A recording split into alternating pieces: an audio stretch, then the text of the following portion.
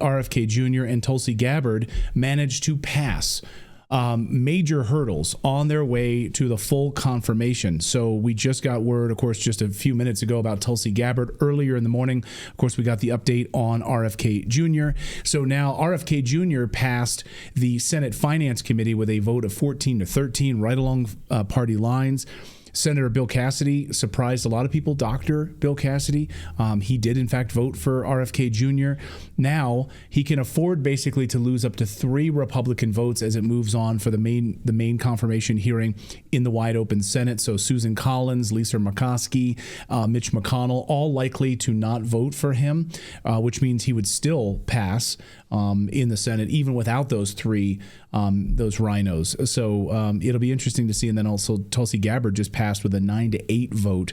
And so they haven't scheduled these full votes just yet. But so they're out of those committees.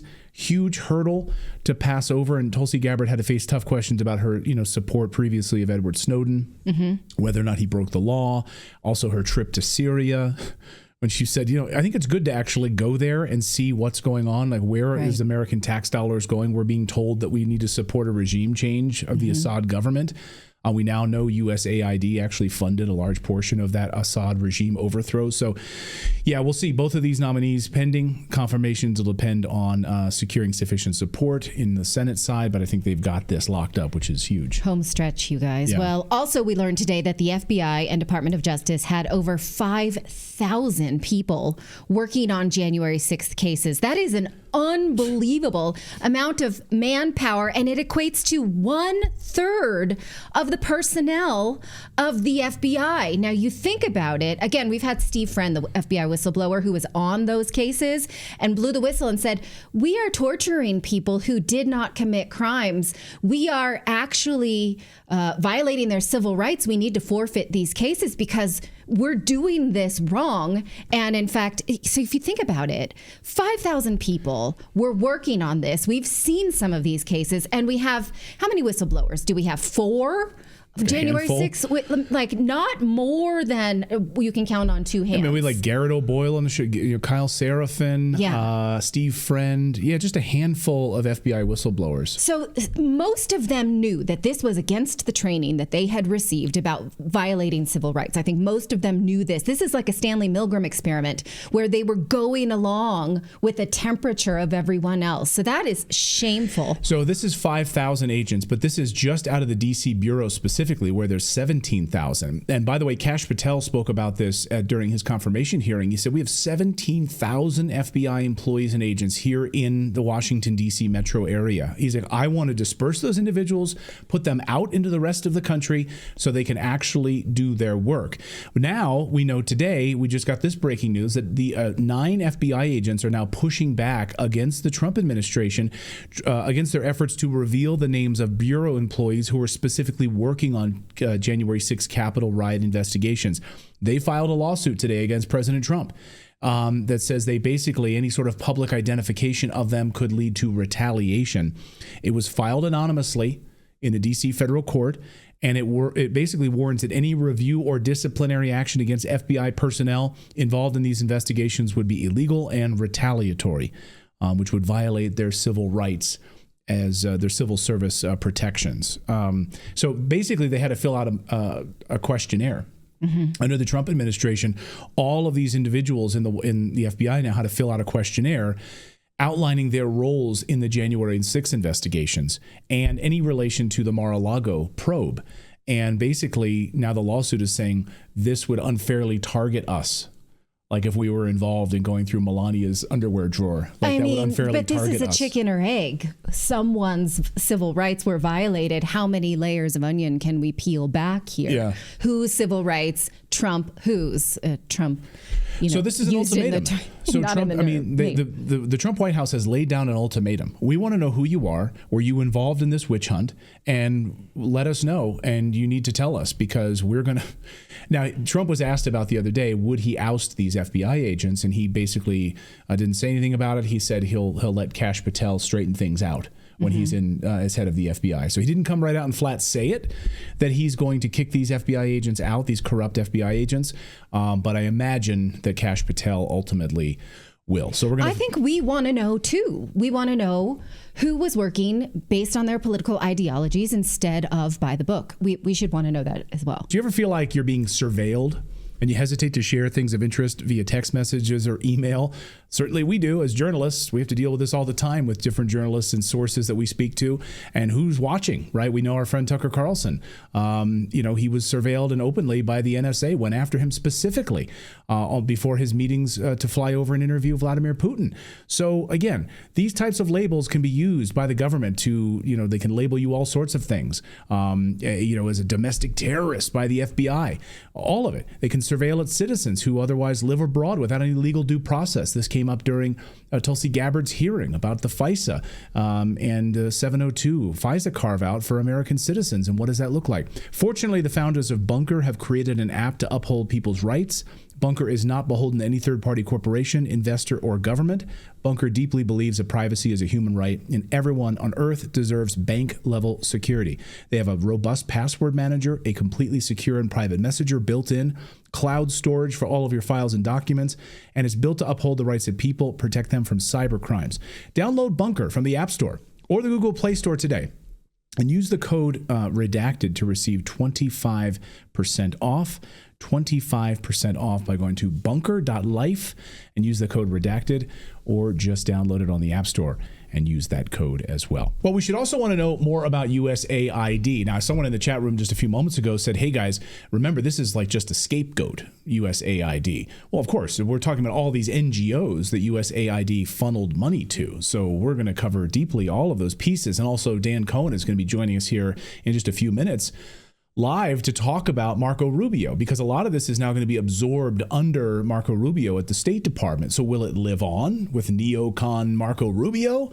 We're going to get to the bottom of that. Well, he's rebranded. This is strange. We have a lot to talk about when it comes to that. We do, but we are just at the tip of the iceberg on how bad USAID actually was. We're learning some disturbing details about the crazy funding that took place at USAID, but nothing could have prepared us for this. According to reports, USAID funneled $53 million to EcoHealth Alliance, which then used U.S. taxpayer dollars to support gain-of-function research on bat coronaviruses at the Wuhan lab in China. And that research very likely led to the creation of COVID-19. So let that just sink in for a second. Your taxpayer dollars were used to create COVID-19. You paid for it. Then the CIA covered it up. Yes. Because after all, USAID was just a front organization for the CIA. Okay. The CIA just last week admitted in advance of this that, COVID probably came from a lab, which they already knew based on this. Also, we saw during the Biden administration that the House committees that investigated the COVID pandemic concluded that the United States government must never again give money to EcoHealth Alliance. That's the same EcoHealth Alliance that we heard from congressional investigation committees last year. I just wanted to remind you of that. We already know they're bad guys. Wasn't the doctor that received some of the funding of patient zero? Didn't that come out too? That I'm not sure of. I'm not sure about that. That's what I was reading in that document that was released. Patient. Okay. Well, we'll have to dive more deeply into that. But I don't know. But I do know this, that Elon Musk just posted this. Did you know that USAID, using your tax dollars, funded bioweapon research, including COVID-19 that killed millions of people? Just so you understand, EcoHealth Alliance is a U.S.-based nonprofit organization that focuses on research emerging from infectious diseases, particularly those originating in animals like bats in deep caves in China. It was led, of course, by Dr. Peter Daszak, and it partnered with the Wuhan Institute of Virology to do bat coronavirus research before the COVID-19 pandemic. But of course, it gets worse than that, because EcoHealth Alliance has a long, cushy relationship with Dr. Fauci over at NIH. In fact, Fauci funneled millions of dollars from USAID through the NIH over to EcoHealth Alliance. So it's one big money laundering operation. So Fauci subcontracted the creation of COVID-19 using money from USAID funneled to EcoHealth Alliance, led by Peter Daszak. Follow this? And then, according to CIA whistleblowers, the CIA offered to pay off 6 CIA analysts who discovered that, yes, COVID-19 was created and born inside the Wuhan lab, essentially. The CIA also then burned the documents, blurred out and hid these documents to hide all of the evidence. This was a bombshell story last week. I think we had the update last week. So the CIA covered it up. Once it leaked out, killed millions of people worldwide. Nothing to see here. Nothing to see here at all, like this. Excuse me. All right, move on. Nothing to see here. Please disperse. Nothing to see here, please. So it gets worse for USAID. Again, we're just at the tip of the iceberg for just how bad USAID really is. So let's run just a few of them really quickly here. USAID spent $41 million on the 2024 parliamentary elections in Georgia, trying to disrupt the country of Georgia's elections. The BBC, yes, the British Broadcasting Corporation runs on USAID money. In fact, on the BBC's own website, you'll see their top donors. And yes, USAID right there at the top of their donors list for the BBC. I'm glad we're funding the British Broadcasting Corporation. Yeah. We also learned that USAID has been funding another evil organization, the World Economic Forum, the WEF. Yes, Klaus Schwab receiving money from USAID taxpayers. Here's Representative Francis Rooney on that point. I found out that AID has given money to support the World Economic Forum. Why would the United States taxpayer be subsidizing the World Economic Forum when everybody that arrives over there arrives in a Gulfstream G5? Exactly. We also learned the USAID was funding pro-LGBTQ groups in Russia to push a trans agenda in Russia.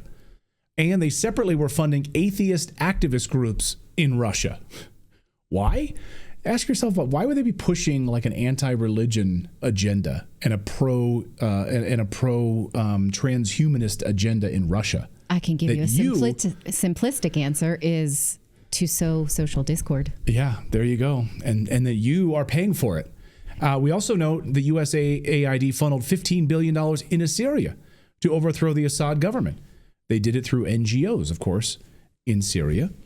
USAID was also involved in the child sex trafficking operations in Guatemala. The NGO called Save the Children, as journalist Ryan Mata uncovered, Save the Children received tens of millions in USAID money. Save the Children was raided by the Attorney General's office in Guatemala just a few weeks ago for sex trafficking of children. And we reported here on the show that the person on the board was none other than Jill Biden. So look at these numbers. All of these USAID payments can be found on the White House website. They published the receipts about how much money has gone to Save the Children. But you can go to their website and you can look at all of the USAID waste and abuse, how it runs deep inside the government. There it is. There it is. And also, we just another $1.5 million for DEI in Serbia, $70,000 for DEI musical in Ireland, $47,000 for transgender opera in Colombia. Sorry, I missed that. $2 million for sex change and LGBT activism in Guatemala. And coming up here in just a few minutes, Dan Cohen, journalist from Uncaptured Media, is going to be here because USAID has been absorbed into Marco Rubio's State Department. How much of this will come under a neocon like Rubio? How much will this continue? So we'll talk to Dan in a second. Well, President Trump has to walk a delicate line with his meeting with Israeli Prime Minister Benjamin Netanyahu, who many say is the paymaster of the United States and dictates our foreign policy. Hard to argue that most of the wars we've been dragged into in the last several decades have been led by the nose by Israel. So what will President Trump do? Will he say to Netanyahu, whatever Israel wants, whatever you're doing is okay? There is many who say that these two men don't actually like each other. What will happen? Now, President Trump has many times said that he supports Israel. Several of his executive orders have been against anti-Semitism, protecting one religious group over others. That's the first religious group that the Trump administration has reached out to protect. So what will happen? On the one hand, though, we get very mixed messages out of President Trump himself. On the one hand, he was critical of Israel, saying he's seen the horrors inflicted on the people of Gaza Gaza. So acknowledging this genocide, that's a start. People brutalized, homes destroyed, infrastructure. But will the ceasefire hold? Here's what he said recently. Do you still have doubts that the ceasefire will hold? On what? On the Middle East, do you think the ceasefire will hold? I have no assurances that it'll hold. I mean, I've seen people brutalized. Nobody's ever seen anything like it. No, I have no guarantees that the peace is going to hold. Steve, you might want to say something about that. Steve Woodcock. It's holding so far. So, and we're certainly hopeful, and that's the president's direction. Get the hostages out and save lives and come to hopefully a peaceful settlement of it all. So far it's holding. Okay. Oh, it's holding. It's so holding. Far it's holding. But he doesn't like what he's seen. So that's a stark admission because we don't get a lot of that from foreign policy leaders. But then he worryingly was asked about Israel annexing the West Bank. And he said this. It's a small country in terms of land. See this pen, this wonderful pen? My desk is the Middle East. And this pen, the top of the pen, that's Israel. That's not good. Just the tip. Right? You know, that's a pretty big difference. I use that as an analogy. It's pretty accurate, actually. It's a pretty small piece of land. And it's amazing that they've been able to do what they've been able to do when you think about it. There's a lot of good, smart brain power. But it is a very small piece of land, no question about it. Okay, so Clayton, we've outgrown our backyard a little bit. Should we take the neighbors?